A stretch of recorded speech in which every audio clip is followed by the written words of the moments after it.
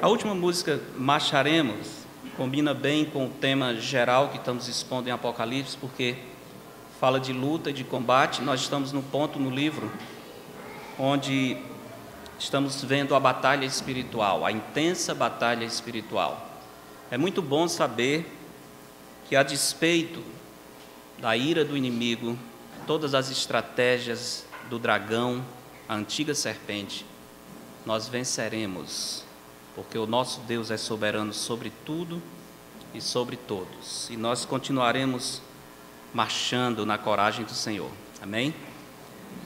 Então vamos a Apocalipse capítulo 12, seguir a exposição do livro. Essa é a nossa 29ª pregação. Alguém perguntou se eu ia terminar o capítulo 12. Ainda não. Vamos avançar um pouco, mas ainda não terminando capítulo 12. Acho que alguns estão achando muito frio o ar-condicionado, é isso? Por favor, ajeitem, porque eu não quero perder a pregação pelo frio. Quem é que pode ajeitar esse ar-condicionado? Você está com frio, você não se concentra, você não vai ouvir. Então, prefiro ficar com calor, mas que a gente preste bem atenção na pregação. Estou vendo as irmãs ali, tudo colhidas. Melhorou? É no meio, as que estão se tremendo é no meio.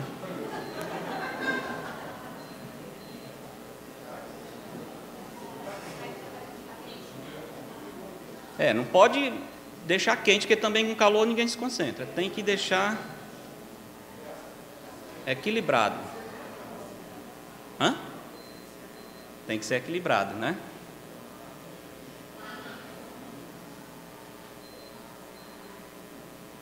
Pronto?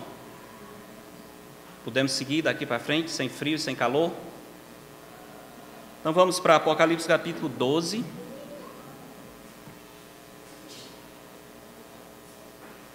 Domingo passado, o nosso texto foi os versos 7 a 9. Vamos ler a partir do 7 até o final do capítulo. Houve peleja no céu. Miguel e os seus anjos pelejaram contra o dragão. Também pelejaram o dragão e seus anjos. Todavia não prevaleceram, nem mais se achou no céu o lugar deles. E foi expulso o grande dragão, a antiga serpente, que se chama Diabo e Satanás, o sedutor de todo mundo. Sim, foi atirado para a terra, e com ele os seus anjos. Então ouvi grande voz do céu proclamando: agora veio a salvação, o poder, o reino do nosso Deus e a autoridade do seu Cristo, pois foi expulso o acusador de nossos irmãos, o mesmo que os acusa de dia e de noite diante do nosso Deus. Eles, pois, o venceram por causa do sangue do Cordeiro e por causa da palavra do testemunho que deram, e mesmo em face da morte não amaram a própria vida. Por isso, festejai, ó céus, e vós os que neles habitais. Ai da terra e do mar, pois o diabo desceu até vós, cheio de grande cólera, sabendo que pouco tempo lhe resta. Quando, pois, o dragão se viu atirado para a terra, perseguiu a mulher que dera à luz o varão. E foram dadas à mulher as 2 asas da grande águia, para que voasse até o deserto, ao seu lugar, aí onde é sustentada durante um tempo, tempos e metade de um tempo, fora da vista da serpente. Então a serpente arrojou da sua boca atrás da mulher água como um rio, a fim de fazer com que ela fosse arrebatada pelo rio. A terra, porém, socorreu a mulher, e a terra abriu a boca e engoliu o rio que o dragão tinha arrojado de sua boca.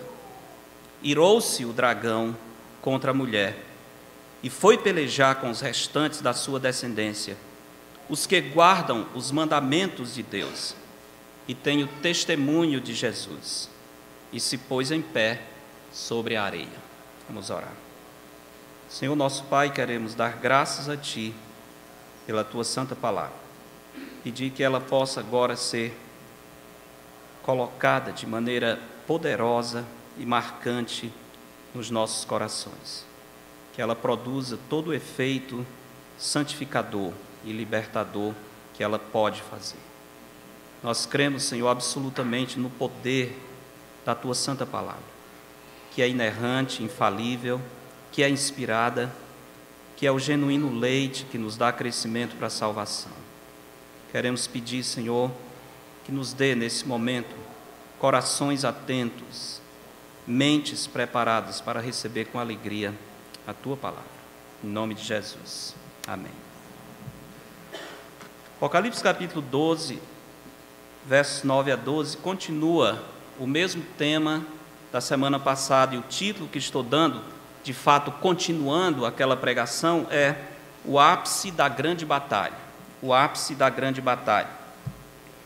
O apóstolo Paulo lamentou o sofrimento causado pela ação de Satanás, direta ou indiretamente sobre ele. Paulo também nos fala sobre a batalha espiritual, advertindo-nos quanto à sua intensidade. Essa era uma realidade na vida de Paulo, mas foi também na vida de muitos servos de Deus no passado, tendo sido uma realidade na vida do próprio Cristo enquanto esteve na terra. Ao pensar nisso, e depois de observar fatos estranhos, orquestrados, às vezes calculados milimetricamente, e que manifestam claramente a ação do maligno, eu estou certo, tenho absoluta certeza, de que Jesus estava pensando também na ação do mal de Satanás, quando ele disse: estas coisas vos tenho dito para que tenhais paz em mim. No mundo passareis por aflições, mas tende bom ânimo, eu venci o mundo.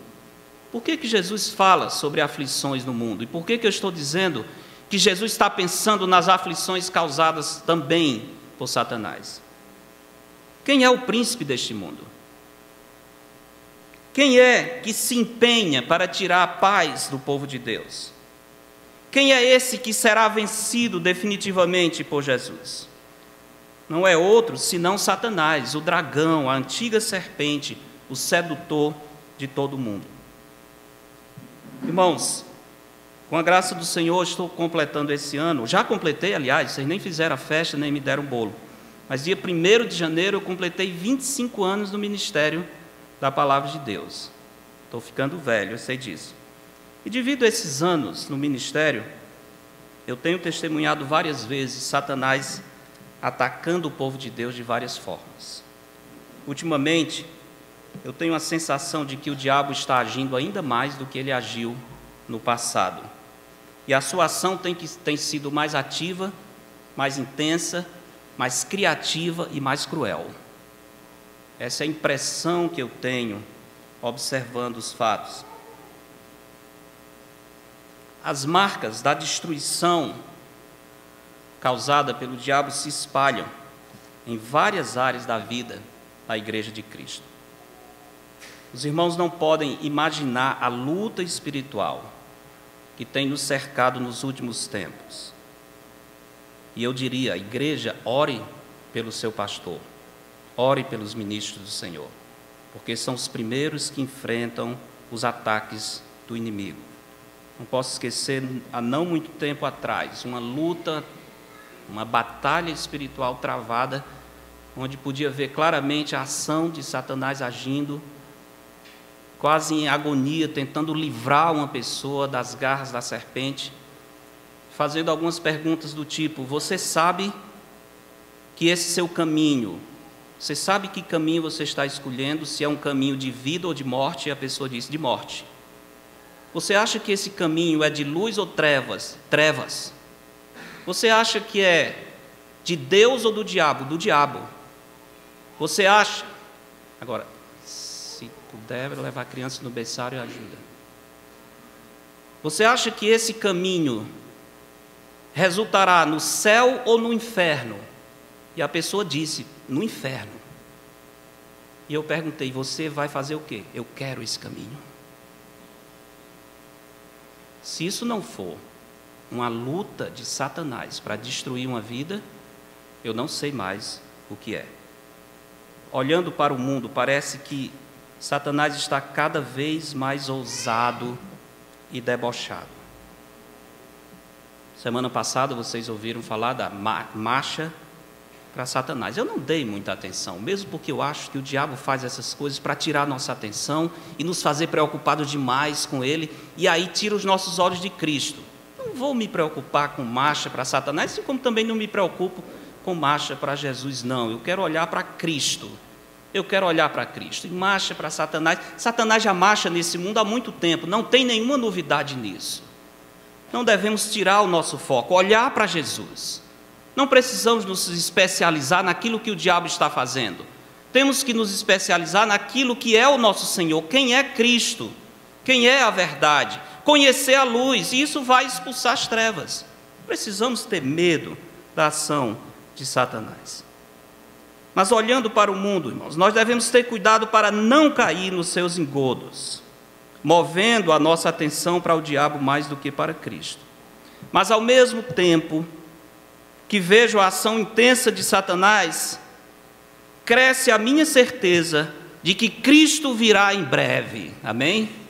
À medida em que eu vejo a serpente lutando por todos os meios, querendo destruir o povo de Deus, a única ideia que me vem é essa de Apocalipse capítulo 12, quando diz que pouco tempo lhe resta. E exatamente porque pouco tempo lhe resta, ele está querendo causar o máximo de destruição no mínimo de tempo. À medida em que ele se torna mais ativo, mais cresce no nosso coração a certeza de que Cristo virá em breve. Ele virá. Precisamos, portanto, olhar para o Senhor.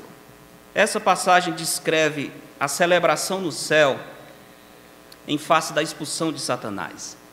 Notaram? Versos 10 a 12, pelo menos na minha versão, creio que na sua também, está diagramado como poesia. Notaram isso?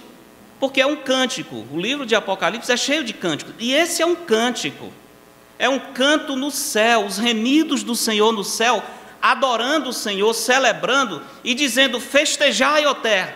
Mas qual é o motivo do festejo? Qual é o motivo da alegria? Qual é o motivo dessa celebração nos céus? O acusador dos nossos irmãos foi expulso. Satanás foi retirado das regiões celestes. Ele sofreu uma derrota da qual ele não vai se recuperar. E pouco tempo lhe resta. Por isso o céu celebra, irmãos. E por isso nós, embora ainda no céu, por enquanto, porque em breve estaremos lá, amém? Embora ainda não no céu, devemos celebrar, olhando esse texto. Por quê? Porque nós podemos antecipar aquele dia em que o acusador será destruído, completamente aniquilado, onde ele não terá mais acesso à presença de Deus para nos acusar de dia e de noite. Isso é algo maravilhoso, isso é uma bênção sem medida. E como os céus celebram, nós devemos celebrar também por antecipação, dando glórias ao Senhor, porque Ele vai retirar da sua presença o acusador. Há muitas bênçãos que nos esperam no céu. Ultimamente, eu tenho pensado sobre isso. Eu estou me preparando para o próximo funeral que acontecer. Se você quiser esse sermão, então pode morrer, e eu garanto que eu vou pregar. Vou pregar no próximo que morrer aqui, sobre o que é o céu. E eu garanto que quando terminar, nós vamos estar com muita pena, porque não fomos nós que morremos, mas foi o outro irmão. Nós vamos ficar tristes, porque nós queríamos estar na presença do Senhor. Estar com Cristo é incomparavelmente melhor. Nós sofremos, nós choramos, nós lamentamos como quem não tem esperança, mas nós temos esperança. Se nós pensássemos no céu e considerássemos o que é que nos espera, imediatamente após deixar esse mundo, meus irmãos, nós ficaríamos felizes com os nossos irmãos e ficaríamos antecipando aquele dia que o Senhor Jesus vai nos levar. Não vamos perder nada, vamos ganhar tudo no dia em que Cristo nos levar ao encontro com Ele. O texto de Apocalipse nos ensina que nós devemos estar atentos e prontos para agir em face da batalha espiritual contra o nosso inimigo. Devemos estar atentos e prontos a agir em face da batalha espiritual contra o nosso inimigo. Como é que nós podemos ficar prontos para batalhar contra o inimigo das nossas almas? Os versos 7 a 8, já preguei, reconhecendo a grande batalha contra Satanás. Os versos 10 a 12, alegrando-se na certeza da derrota de Satanás. Alegrando-se na certeza da derrota de Satanás. 2 motivos que devem causar a nossa alegria quando pensamos na derrota do nosso inimigo. Primeiro, a alegria pela preparação do reino de Deus. O verso 10 diz: então ouvi grande voz proclamando, anunciando: agora veio a salvação, o poder, o reino do nosso Deus e a autoridade do seu Cristo, pois foi expulso o acusador de nossos irmãos, o mesmo que os acusa de dia e de noite diante do nosso Deus. Alegria na certeza da derrota de Satanás, em primeiro lugar, porque esse verso mostra a preparação para o reino de Deus. A expressão agora veio, é interessante, agora veio, isso não foi antes, é nesse momento. Passa a ideia de algo que era esperado, que era aguardado, que era ansiado, mas que ainda não tinha acontecido. Agora, nesse momento em que Satanás é expulso das regiões celestes, os remidos estão dizendo: agora, somente agora veio a salvação, o poder, o reino do nosso Deus e a autoridade do seu Cristo. A expressão deixa claro que é uma nova realidade que aqueles servos do Senhor estão experimentando. Uma nova realidade. E uma frase importante que eu quero discutir brevemente com os irmãos é essa frase: o reino do nosso Deus. Chegou agora o reino do nosso Deus. Há muitos que entendem, baseados na interpretação de alguns textos dos evangelhos, que Satanás foi amarrado por ocasião do ministério do Senhor Jesus Cristo. É por isso que hoje se fala tanto, sem entendimento, que o diabo está amarrado, estão amarrando Satanás, está amarrado, mas parece que a corda é muito grande, porque mesmo estando amarrado, ele continua agindo e causando muita destruição. As pessoas não entendem as Escrituras e ficam pronunciando coisas que eles ouviram sem ter base na palavra de Deus. Se a palavra de Deus não diz, não adianta eu dizer, não é a minha palavra poderosa, a minha oração que vai mudar a realidade. Alguns acham que Satanás foi amarrado já quando Cristo veio na sua primeira vinda, e que o reino de Deus prometido iniciou-se naquele momento. Por isso, eles acham que não precisamos mais esperar a vinda do reino, uma vez que nós já estamos no reino. Não é preciso esperar a vinda do reino. Eu não sei como eles oram a oração do Senhor que diz: venha o teu reino. Acho que eles não usam essa frase, porque eles acreditam que o reino já veio. Esses são chamados amilenistas. Por que amilenistas? Porque eles não creem no milênio que é mostrado na Escritura. Aliás, essa é uma posição que tem crescido bastante no meio das igrejas conservadoras do Brasil. Por que alguns têm essa posição? Porque eles olham textos como Mateus 12, 29, que diz assim, o Senhor Jesus diz: como pode alguém entrar na casa do valente e roubar-lhes os bens sem primeiro amarrá-lo? Jesus está falando de Satanás, sim, nesse texto. E aí eles entendem que Jesus está dizendo que já está amarrando a Satanás naquele momento, completa e definitivamente. Lucas 10, quando os apóstolos, os 70, foram enviados naquela primeira viagem e voltaram felizes para contar ao Senhor Jesus o que tinha acontecido, Jesus disse para eles: eu via Satanás caindo do céu como um relâmpago. Eles dizem: está vendo? Uma hora Jesus disse que amarrou o valente, outra hora ele disse que viu Satanás caindo do céu. Então Satanás já está amarrado, sim, ele já não tem mais condições de agir livremente. Na realidade, com a vinda de Jesus, Satanás começou a sofrer restrições que antes não haviam sido impostas a ele. Por exemplo, com a vinda de Jesus, muitos demônios foram antecipados no seu castigo eterno. Lembram? Aquele endemoniado de Gadara, os demônios chegando para o Senhor Jesus, dizendo: que temos nós contigo, Jesus, Filho de Deus? Vieste para perder-nos antes do tempo? Eles sabiam que havia a possibilidade, eu creio que naquele caso, agora estou dizendo eu creio, aquela legião, aqueles demônios que estavam no homem foram lançados nos porcos, lembram? Que se precipitaram no despenhadeiro. Ora, se os demônios saíram do homem, pediram permissão ao Senhor para ser lançado nos porcos, e o Senhor Jesus permitiu, como eu já disse, porco já não tem juízo no seu estado normal, endemoniado aí é que a coisa fica feia. Os porcos se lançaram no mar, não é? Com esses porcos mortos, eles foram para onde? Agora estou dizendo, eu acho que aconteceu com eles o que eles temiam. O Senhor vieste perder-nos antes do tempo, Jesus não disse direto, mas sim, no final das contas é isso, vocês serão aprisionados antes do tempo. Estou dizendo o que eu acho, porque o texto não diz isso. Mas o Senhor batalhou com demônios, o Senhor expulsou demônios, o Senhor repreendeu os demônios de muitas pessoas, libertou os cativos de Satanás. Mas isso não significa que Satanás foi amarrado definitivamente e que o reino de Deus começou. Por que não? Porque os apóstolos, no seu ministério, vão continuar enfrentando a oposição de Satanás. Satanás está livre, está agindo sim. Enquanto os apóstolos pregam, como Paulo, por exemplo, pregando na sua primeira viagem missionária, aparecem pessoas enviadas pelo diabo para arrancar semente. Lembra? Paulo repreendendo aquele homem, dizendo, filho do diabo, até quando não cessarás de perverter os retos caminhos do Senhor? Enquanto ele tentava arrancar a semente que Paulo lançava no coração de um homem. Os apóstolos sofreram os ataques de Satanás.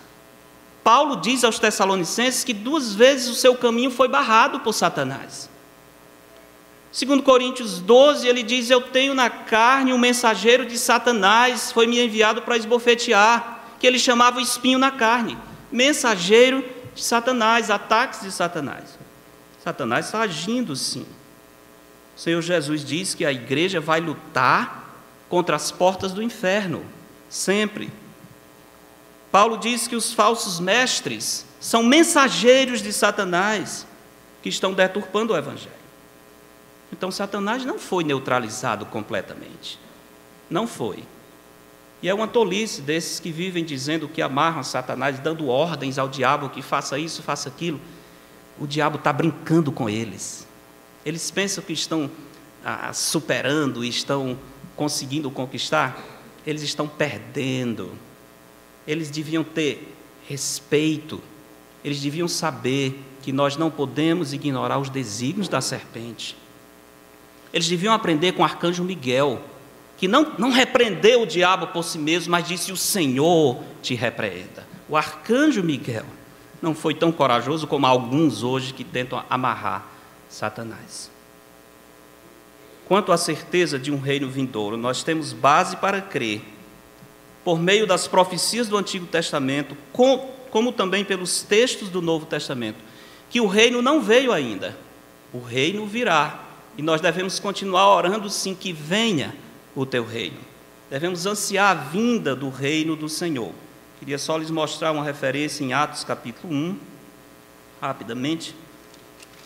Atos capítulo 1, um momento especial quando o Senhor Jesus está se despedindo dos seus discípulos. O último diálogo entre Cristo e os apóstolos antes dele ser assunto aos céus.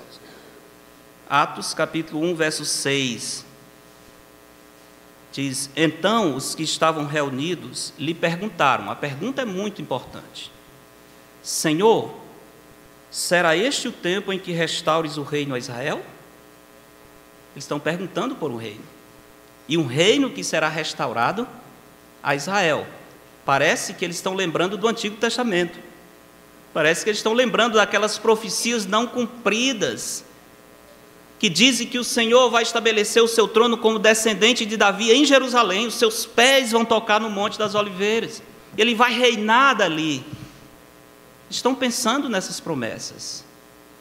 E sabe o que é importante? Jesus não os repreendeu por pensarem assim. Jesus não repreendeu. Esse aqui era um lugar perfeito para o Senhor Jesus dizer, vocês estão falando de quê? Reino? Não vem reino. Vocês não estão entendendo as coisas. Acabem essa história de o reino já começou aqui. Não. Jesus repreende os discípulos não pela expectativa do reino, Mas pelo tempo, estão perguntando se agora o Senhor está dizendo, o tempo compete ao Senhor, não se preocupem com aquilo que pertence ao Senhor. Não vos compete conhecer tempos ou épocas que o Pai reservou pela sua exclusiva autoridade. Em outras palavras, sim, o reino virá, mas não é agora, e nem é isso que vocês devem ficar preocupados. Por enquanto, se preocupem que vocês estarão recebendo poder ao descer sobre vós o Espírito Santo, e se preocupem em ser minhas testemunhas, tanto em Jerusalém como em toda a Judéia e Samaria e até os confins da terra. Mas Jesus cria que o reino viria ainda, como os apóstolos também. É muito claro isso. E se formos a Apocalipse, capítulo 20, Apocalipse capítulo 20, verso 1 diz: Então vi descer do céu um anjo, tinha na mão a chave do abismo e uma grande corrente. Ele segurou o dragão, a antiga serpente que é o diabo, Satanás, e o prendeu por quanto? 1000 anos. O que significa 1000 anos? 1000 anos, é muito difícil entender. 1000 anos significa 1000 anos. Não, mas não está fácil, então 999 mais 1. Tá? É isso que significa 1000 anos. Que parece tão claro, né? Por que procurar significados por trás do texto se nós temos algo tão claro e tão patente aqui? Lançou no abismo, fechou e pôs selo sobre ele para que não mais enganasse as nações até se completarem os 1000 anos. Depois disto é necessário que ele seja solto pouco tempo. Esses 1000 anos é exatamente o milênio, é o reino milenar, esse reino que virá imponente sobre a terra. Agora, estamos em Apocalipse 12, onde diz, agora veio a salvação, o poder e o reino. De fato, o que essa expressão quer dizer é, agora deu-se um passo mais efetivo, uma preparação maior, estamos às portas de ver a instalação do reino de Deus. Por que o reino não se instala exatamente aqui nesse momento? Porque Satanás terá 3 anos e meio ainda, o texto diz, para agir na terra. Então, o reino está... A data aqui é, daqui a 3 anos e meio, o reino de Deus vai se instalar. Por isso os remidos no céu estão dizendo, agora, a preparação chegou, o reino está às portas. Algo que nós esperávamos está para acontecer. Eu acho que o hino Castelo Forte, Martinho Lutero, numa das suas estrofes, comunica bem essa ideia de derrota de Satanás, prisão e destruição futura.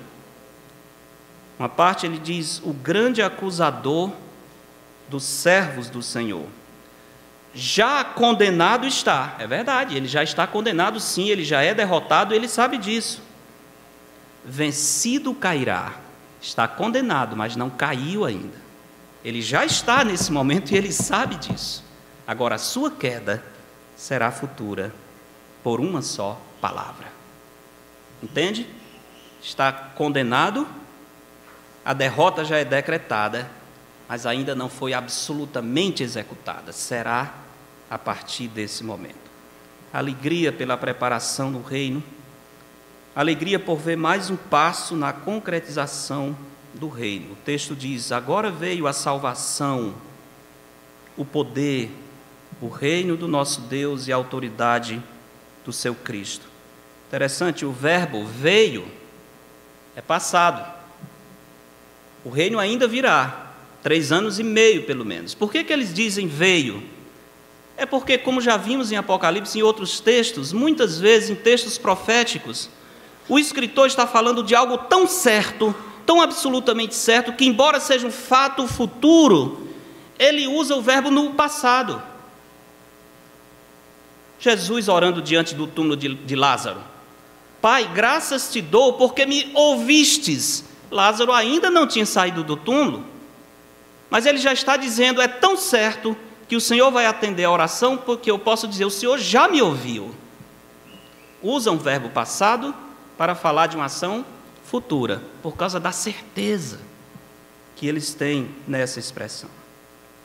Indica a certeza absoluta. Salvação aqui não é salvação do inferno, não é o sentido mais simples. Fala do livramento e da libertação de toda a criação. O poder do Senhor fala da manifestação plena da sua força, destruindo todo o mal. O reino de Deus e a autoridade de Cristo irão se manifestar de modo especial. Mas nesse momento, a manifestação ainda não é plena e aguarda 3 anos e meio. E de onde vem esses 3 anos e meio? Do verso 14. Lá no final do verso 14 diz: um tempo, tempos e metade de um tempo. Quando chegar nesse texto eu vou explicar por que tempo significa um ano. Por que essa expressão significa 3 anos e meio. Manifestação especial do reino. A expulsão de Satanás das regiões celestes é outro motivo de alegria. Observemos que esse fato faz os santos no céu se regozijarem. Na verdade, esse regozijo não pode ser dos anjos. A pergunta é: quem é que está cantando aqui? João não identifica, ele só diz: eu ouvi uma grande voz. Mas de quem é essa voz? Tinha uma brincadeira no passado, né? De quem é essa voz? Veja isso. Seriam os anjos? Não. Por que não? Porque um pouco abaixo, no verso 11, no verso 10 mesmo, ele diz: foi expulso o acusador de nossos irmãos. Aqueles que estão cantando estão afirmando que Satanás é o acusador dos seus irmãos. Nós não somos irmãos dos anjos. Anjos não têm irmãos. Eles são os nossos protetores, eles ministram em favor dos que hão de herdar a vida eterna, mas em nenhum momento a Bíblia diz que os anjos são nossos irmãos. Então quem é que está cantando aqui? Os nossos irmãos mesmo, os salvos em Cristo, aqueles que estão na presença do Senhor, esperando com antecipação o dia em que a serpente será lançada das regiões celestes. E eles veem esse dia chegar. Com a visão espiritual que os salvos em Cristo têm no céu hoje, que é uma visão muito maior do que a que nós temos, com a consciência que eles têm e com o conhecimento dos fatos aqui na terra, a conexão entre o que ocorre no céu e na terra, eles sabem que esse fato vai ter uma repercussão muito grande. Eles entendem todas as implicações de Satanás ser expulso. E por isso que eles regozijam-se diante do Senhor, como que dizendo: Senhor, isso é algo maravilhoso. Os que estão na terra não entendem, mas nós aqui no céu entendemos que isso é algo maravilhoso. O acusador foi expulso para sempre. Grande bênção. E os nossos irmãos no céu estão adorando o Senhor por isso. Lembre-se, isso nos mostra que os que estão no céu têm conhecimento das acusações de Satanás. Sabia disso? Contra os salvos que estão ainda nesta vida. Satanás não acusa nenhum salvo que está no céu mais, porque já está vencido, ele já sabe que esses não pecam mais. Quando ele acusa os filhos de Deus aqui na terra. E esses santos salvos que morreram em Cristo estão alegres, porque Satanás não mais vai acusar os irmãos que estão na terra, ou seja, eles sabem disso. Eles sabem que há irmãos sendo acusados pela serpente. Além disso, vemos aqui mais uma vez que os que estão na presença de Deus não são ignorantes quanto aos fatos, ou alguns fatos, pelo menos, não podemos dizer em detalhes, porque a Bíblia não revela detalhes, né? Essa é uma pergunta: qual a relação entre os que morreram, os que estão no céu e nós aqui? Será que eles estão olhando para nós nesse momento? Será que estão orando por nós? Eu sei que eles estão nos esperando com certeza. Eu brinco às vezes, mas eu creio honestamente, quando um irmão em Cristo, um salvo em Cristo está às portas da morte e que eu visito, eu sempre fico pensando: eu vou mandar um recado para o meu pai por ele, para ele chegar lá e dar um recado, porque desde o último que foi já passou muita coisa. Então ele vai dizer: olha, seu filho está lá, continua em Fortaleza, está bem, está naquela mesma igreja, na mesma igreja todo esse tempo. Sim, está lá, ótimo. E não está pensando em sair não. É verdade, que bom, né? Bom, estou aqui imaginando o diálogo, mas eu creio firmemente nisso. Eu tenho base na Escritura para dizer que os que chegam, sim, conhecem os que ficaram e conhecem os que estão lá, e se encontram numa alegria, numa festa espiritual maravilhosa. Como os salvos não são oniscientes, eles precisam ser atualizados do que está acontecendo. Os que estão na presença de Cristo não são ignorantes dos fatos aqui na terra. Embora não possamos falar em detalhes sobre isso, porque a Bíblia não revela, mas uma coisa é certa, uma coisa a Bíblia revela: os mortos não se comunicam com os vivos. Isso a Bíblia revela, isso é claro. Eles se comunicam no céu entre si, mas os mortos, segundo a Escritura, não se comunicam com os vivos. Sabiam disso? Claro, a história do rico e Lázaro. Lembra disso? O rico, sofrendo em agonias, pede a Abraão: pai Abraão, mande alguém para falar para os meus irmãos. A pergunta é, por que ele está pedindo a Abraão se ele tinha condições de se comunicar? Por que ele mesmo não voltava e falava para os seus irmãos: olha, tenham cuidado para não ir para o mesmo local que eu estou? Se ele pudesse, ele teria feito. Abraão diz: é impossível isso, é impossível. Não tem como alguém sair daqui e voltar para falar com seus irmãos. Eles têm a lei, os profetas, eles têm a palavra de Deus, eles devem ouvir a Bíblia. É isso que eles precisam. Então, uma coisa é certa: depois da morte, segue-se o juízo. E a conexão e a comunicação entre os que estão no céu ou perdidos encerra com os vivos. Não existe essa conexão. Agora nós vivemos em um mundo espiritual cheio de seres espirituais do bem e do mal. E os seres espirituais do mal podem agir poderosamente para enganar as pessoas, sim. E se passar como aqueles que morreram. E aprisionar as pessoas. Lembra? Satanás é o sedutor, o enganador de todas as pessoas. Mas a Bíblia fecha completamente essa possibilidade. Verso 11, voltando ao Apocalipse. Eles, pois, o venceram por causa do sangue do Cordeiro, por causa da palavra do testemunho que deram, e mesmo em face da morte, não amaram a própria vida. Verso 11 fala da alegria pelo livramento do povo de Deus.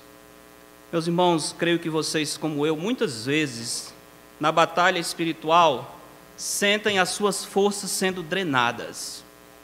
Muitas vezes a batalha espiritual tira as nossas forças, não somente a força espiritual, mas a força física também. Nós sentimos até no corpo a ação da serpente, muitas vezes nos cercando e querendo nos destruir, quase dizendo, como podemos dizer, como Paulo, um enviado de Satanás para me esbofetear. É fato que muitas vezes a batalha espiritual chega muito perto do mundo material e do corpo material. Paulo fala desses ataques, mas nós devemos recobrar o nosso ânimo, pois esse texto nos informa sobre a nossa vitória absoluta e completa. Como é que o povo de Deus recebe livramento absoluto na batalha espiritual? Não é por mantras, não é por orações, não é por fórmulas mágicas, não é por mandar Satanás ser amarrado, nada disso. O texto vai mostrar como é que nós somos libertos da ação do mal. Em primeiro lugar, é pela dependência no ministério sacerdotal de Cristo. Ministério sacerdotal de Cristo, o verso 10 diz: foi expulso o acusador dos nossos irmãos, o mesmo que os acusa de dia e de noite diante do nosso Deus. Por que que as acusações de Satanás não conseguem nos tirar das mãos do Senhor?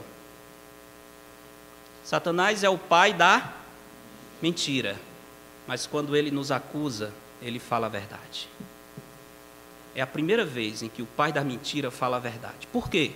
Porque ele está falando diante de Deus. E se ele mentir, o Senhor sabe. Ele não vai se arriscar nos acusar diante de Deus com mentira. Satanás nos acusa porque ele acha na nossa vida motivos de acusação. Ele acha. Por isso ele nos acusa. A pergunta é: e por que ele não vence nessa batalha jurídica? Aqui nós temos uma cena forense. Imagine mesmo um tribunal. Aí, aqui está cheio de advogado, tem que ter cuidado quando falar com isso, né? Não vão me processar, não, se eu errar alguma coisa.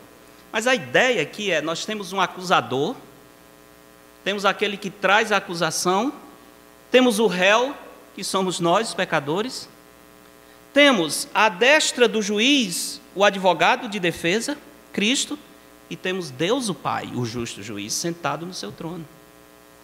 E o advogado de acusação chega perante o Pai e diz: Senhor, eu tenho algo contra esse seu filho.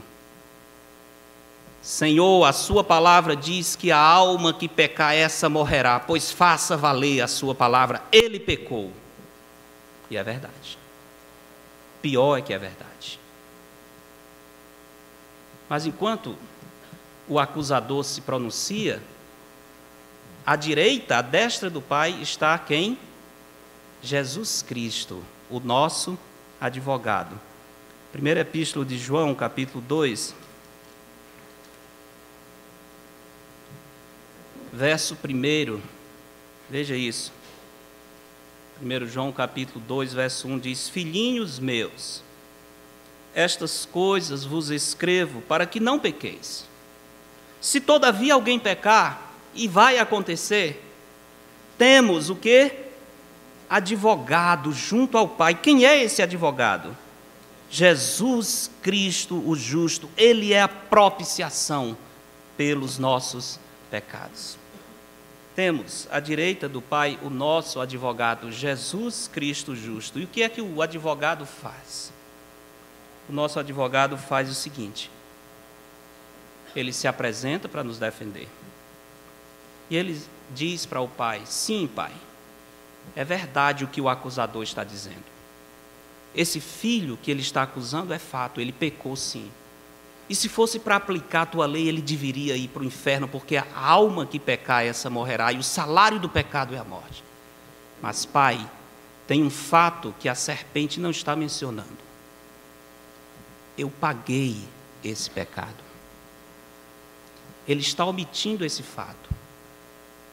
O salário do pecado é a morte. É verdade, eu morri pelo pecador. A maldição do pecado caiu sobre mim.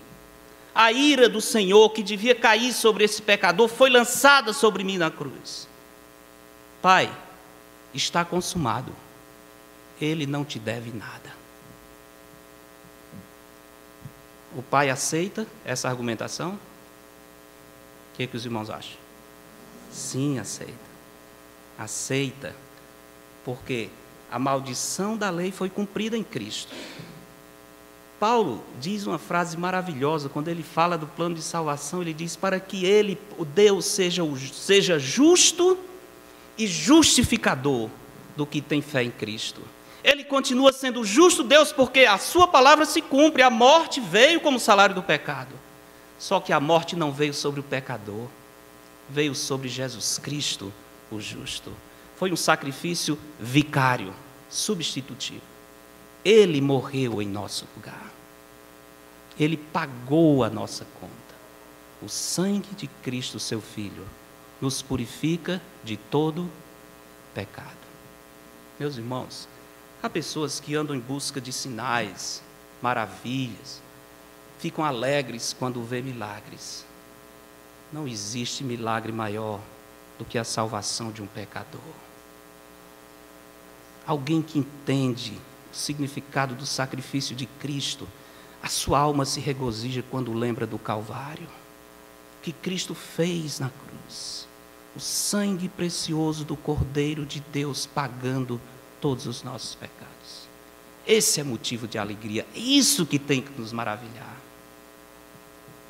Aquele que não conheceu o pecado, ele o fez pecado por nós, para que nele fôssemos feitos justiça de Deus. Meus irmãos, tem um milagre incrível, não sei se você já pensou nisso, mas quando o Pai olha o livro da conta, quando olha o livro, a contabilidade celeste, e olha o livro da nosso débito, quando olha a parte do débito, sabe o que é que o Pai encontra? Zero, essa folha branca. Não tem conta. Como é que não tem conta? Nós sabemos que somos pecadores. Se fosse registrado os nossos pecados, não ia caber na folha, era pecado caindo, porque é demais. Mas o Pai olha, está tudo limpo. Sabe por quê? Porque ele encontra a frase, está consumado. Foi pago com o sangue de Cristo. Não tem dívida. Nada nos separará do amor de Cristo. Essa é a segurança maravilhosa que nós temos em Cristo. Livres, salvos eternamente, porque Cristo, o nosso sumo sacerdote, vive sempre para interceder por nós. Paulo diz, quem intentará acusação contra os eleitos de Deus? Ele não está dizendo que Satanás não tenta, o que ele está dizendo é, quem é que vai tentar e ser bem-sucedido nessa acusação? É Deus quem os justifica, ou melhor, é Cristo Jesus quem morreu por nós. Quem nos separará do amor de Cristo? Será tribulação, provas, serão forças do presente, do porvir? Nada nos separará do amor de Cristo. Por quê? Porque a nossa salvação não depende de nós. Eu não estou salvo porque eu deixei de pecar, eu estou salvo porque Cristo morreu por mim e pagou os meus pecados. A salvação depende da obra de Cristo, não depende do que eu faço, que eu fiz ou que vou fazer. Não depende de como eu me sinto. Tem dia que a gente acorda se sentindo salvo, tem dia que acorda e não se sente salvo. Ou, meu Senhor, será que eu vou ter que aceitar Cristo de novo, porque hoje eu não estou me sentindo... Não, meu irmão, não, por favor, não precisa. Salvação não depende dos seus sentimentos. Salvação é um fato objetivo, histórico, marcado na história. Cristo morreu pelos nossos pecados e ressuscitou ao terceiro dia. Está consumado. Não existe acusação nenhuma que prevaleça no tribunal de Deus. Não é uma maravilha isso? Tem bênção maior do que essa? Não tem, meus irmãos. Não tem, porque o homem mais rico desse mundo, se ele morrer sem ter o Senhor Jesus Cristo como seu intercessor, ele está perdido eternamente. Que adianta o homem, Jesus diz, o que adianta o homem ganhar o mundo inteiro e perder o quê? A sua alma. O que daria o homem em troca da sua alma? A alegria no céu tem sentido. O acusador não consegue mais prevalecer no seu trabalho de acusação. A alegria também é pelo sacrifício de Cristo. Verso 11 diz, eles, pois, o venceram por causa do sangue do Cordeiro. O sacrifício de Cristo justifica aquele que crer nele. Não há mais acusação, nada pode prevalecer. Na cruz, Jesus disse, Pai, está consumado, terminou. Tudo o que era para ser feito, ele fez. Pergunta é, e eu, pecador, o que é que eu tenho que fazer? Às vezes, a gente fala de Cristo para a pessoa. Eu lembro muito bem, falando para algumas pessoas, dizendo, a salvação é dada por Deus, é um presente do Senhor. A pessoa diz, não, não pode. Não pode. É uma coisa preciosa demais para ser de graça. Não, tem que ter alguma coisa da minha parte. Eu tenho que me esforçar. Eu tenho que fazer alguma coisa. Olha, vou só dizer assim, se a salvação da alma de um pecador dependesse 99% de Cristo e 1% do pecador, sabe quantos ia para o céu? Nenhum. Esse 1% ia nos levar todos para o inferno, porque nós não somos capazes de cumprir nada. Nada. Tem base na Escritura? Tem, porque Tiago diz, alguém que cumprir toda a lei e tropeçar em um só preceito, ele é culpado de quantos? De todos. Sabe por quê? Porque para Deus ou é tudo ou nada.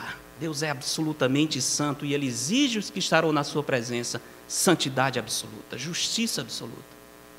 É por isso que tinha que Deus fazer por nós, porque nós não conseguiríamos fazer. Tinha que ser o Senhor, tinha que ser esse plano maravilhoso que Deus elaborou na sua misericórdia. Tinha que ser a misericórdia do Filho de Deus, o Cordeiro de Deus, morrendo por nós. Do contrário, estaríamos todos perdidos. Lembra disso. Sacrifício do Senhor. Mais do que isso, a coragem para testemunhar de Cristo. O verso diz, verso 11, eles venceram por causa da palavra do testemunho que deram. E mesmo em face da morte, não amaram a própria vida. coragem para testemunhar de Cristo e manifestação de amor por Cristo. Esses mártires provam que eles amam a Jesus Cristo. Eles não temem o martírio. Eles não amam a vida, eles amam a Cristo. Mas você vai morrer. Qual o problema? Morrer é estar com Cristo. Eu amo o Senhor mais do que a vida. O salmista dizia: a tua graça é melhor do que a vida. Eu amo o Senhor mais do que a vida. E a glória no céu é porque estes, mesmo em face da morte, não amaram a própria vida. Amam a Cristo mais do que a si mesmo. Não temem o martírio. A Bíblia diz que a marca do verdadeiro salvo é a capacidade de permanecer fiel ao Senhor, mesmo em face da morte. Ele estará fiel ao Senhor, ainda que essa fidelidade lhe cobre a vida. Jesus diz: aquele que perseverar até o fim, esse será salvo. Falando desse contexto aqui. Quem ama Cristo se submete a Ele e é capaz de morrer dia a dia por amor a Cristo. É capaz de morrer para o seu ego, é capaz de morrer para o mundo. O amor nos constrange, o amor de Cristo nos constrange. Quem ama se entrega pela pessoa amada. Quem ama doa-se sem reservas. Quem ama Cristo se entrega a Cristo sem reservas. Não por causa das bênçãos, não por causa dos resultados, mas porque quer agradar ao amado Filho de Deus. Quem ama, dá a vida por Jesus. O apóstolo Paulo diz isso em Romanos 8. Por amor de ti, somos considerados como ovelhas para o matadouro. Dia a dia nós morremos. E o seguir a Cristo exige essa morte diária e repetida. A negação do próprio eu, colocando o nosso ego na cruz de Cristo. Meus irmãos, estamos aqui diante de um texto que nos alegra pela vitória do Senhor.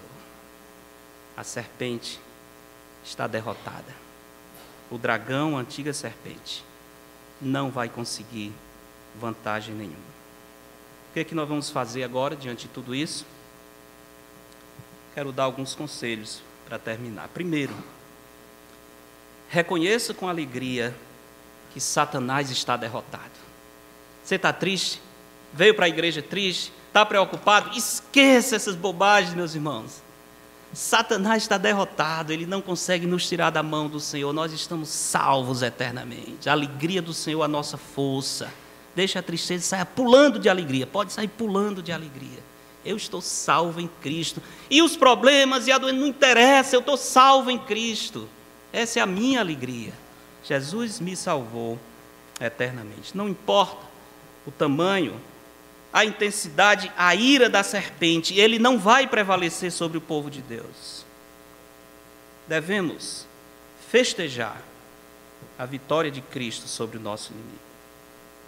Em segundo lugar, a primeira coisa é, alegre-se. O que nós vamos fazer com isso que ouvimos? Primeiro vamos nos alegrar, vamos festejar, vamos voltar para casa pulando de alegria, porque a vitória é certa. Amém? Em segundo lugar, lembre-se que Satanás está derrotado, mas não está amarrado. Por isso, nós precisamos ser cautelosos, como bons soldados de Cristo. Nós estamos em guerra. A guerra continua. E para isso, eu aconselho duas coisas práticas para os irmãos. Para essa semana. Primeira coisa, que essa semana seja uma semana especial de oração na sua vida. Que seja uma semana especial, que você ore como nunca orou na sua vida. Porque nós temos que, nessa luta espiritual, como Paulo diz, lutar com toda oração e súplica, orando em todo tempo e vigiando todo tempo. A serpente continua agindo. Faça um compromisso para esta semana, de ter uma semana intensa de oração. Não souber orar, eu posso ensinar. Ah, é difícil. Quarta-feira nós estamos aqui para aprender a orar de novo, tá certo? Então, se está achando difícil encontrar meios de orar, nós temos aqui de 7h30 até as 8h, não é 8h30 não, é um pouquinho mais, que eu não vou mais prometer que é 8h30 não, porque eu nunca termino 8h30, mas 8h45. Nós temos um tempo aqui só para oração, Senhor, dedicado à oração. Venha. Decida que essa semana você vai lutar contra Satanás, com a palavra de Deus e com oração. Nosso problema, irmãos, é que nós falamos muito e oramos pouco. Falamos muito e oramos pouco. Algum tempo atrás, não muito tempo atrás, tive uma experiência de aprender como a oração é importante para resolver os nossos problemas. Às vezes nós estamos cheios de problemas, cheios de lutas, você não sabe para onde ir, o que fazer. Pergunta, você já orou sobre isso? Você conversou com o meio mundo, mas já conversou com a pessoa mais importante? Já pediu a opinião dele? Já compartilhou os seus medos? Já perguntou o que ele quer nessa situação? Às vezes nós não fazemos isso. Nós não compartilhamos com a pessoa que mais deveria compartilhar. Estava numa situação difícil e olha que pouca coisa na vida me tira o sono. Esse é um problema com a minha esposa, porque ela diz, mas tu cai na cama para dormir. Se a gente vem não é para dormir mesmo, não, tem que conversar, eu estou com sono, né? Então ela já aprendeu, né? Mas tu dorme rápido, amém, graças a Deus, que eu durmo rápido. Mas eu estava perdendo o sono realmente, por causa de uma certa dificuldade. Depois de conversar um pouco com a minha esposa, e sem poder dormir, eu me lembrei, olha como eu sou tolo, eu me lembrei que eu devia orar sobre o problema. Que tolice, que pastor mais tolo, podia já ter orado há mais tempo, né? Lembrei que eu devia orar. E aí saí do quarto, passei cerca de 60 minutos falando com Deus sobre esse problema. Irmãos, depois disso, eu pude entender o Salmo 4:8, que diz, em paz me deito e logo pego no sono. Mas foi um sono, parecia que eu tinha tomado um remédio, porque só Tu, Senhor, me fazes repousar seguro. E não só isso, naquela mesma semana, tudo começou a se resolver. E eu fiquei olhando e dizendo, eu não sabia nem por onde começar, mas Deus sabia. Não perdi mais sono por isso e aprendi a deixar de ser tolo. Ore, converse com Deus, coloque-se diante do Senhor as suas ansiedades. Pedro diz, lançando sobre Ele toda a vossa ansiedade, porque Ele tem cuidado de vós. O nosso Deus cuida, meus irmãos. Oremos ao Senhor. Decida agora que essa semana você vai entrar no seu quarto, fechar a sua porta e clamar ao Pai que está em secreto. E aquele que está em secreto vai lhe ouvir.